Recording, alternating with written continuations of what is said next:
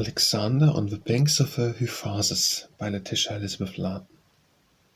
Lonely by the moonlit waters does the conqueror stand, yet unreddened by the slaughters of his mighty band.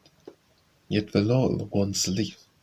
There he stands, sad, silent, lonely, for his hope is vain. He has reached that river only to return again. Mournful bends the matchless chief.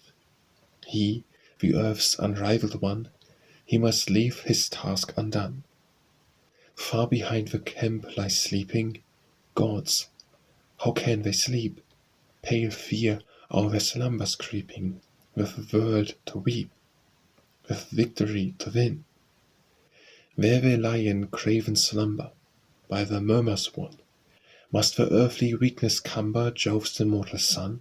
From the ardent fire within is there no impelling ray to excite the onward way? Now beside that moonlit river stands the soldier king, while he hears the night wind shiver with the very wing, with the very sound to hear.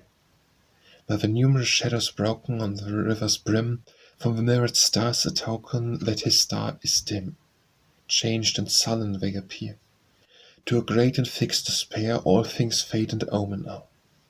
Far away the plains are spreading, various, dark and vast, where a thousand tombs are shading memories from the past.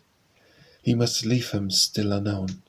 All the world's thinkers still learning secrets strange and old. Early wisdom's dark discerning must remain untold. Mighty is the hope o'erthrown, mighty was the enterprise which upon that moment dies. With the moonlight on them sleeping stands each stately palm, like the ancient warriors keeping vigil stern and calm o'er prostrate world below. Sudden, from beneath their shadow, forth a serpent springs. O'er the sands as our meadow, winding in dark rings, stately doth it glide, and slow like an omen in a dream does the giant serpent seem.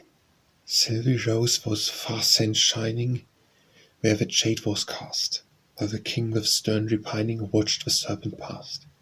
Sadly did the conqueror say, "Would my steps were like my spirit, I would track thy path. What those distant sands inherit, what this new world hath, should grow bright around my way. Ah, not mine yon glorious fear, the world's boundary is here." Pale he stood, the moonlight gleaming in his golden hair. Somewhat of the spirit seeming, glorious and fair, is upon that radiant brow. Like the stars that kindle heaven in the sacred night, to those blue clear eyes were given an unearthly light. For the large tears filled them now, for the Macedonian wept as his midnight watch he kept. In those mighty tears overflowing found the full heart scope for the bitter overthrowing of its noblest hope. So will many weep again. Our aspirings have arisen in another world.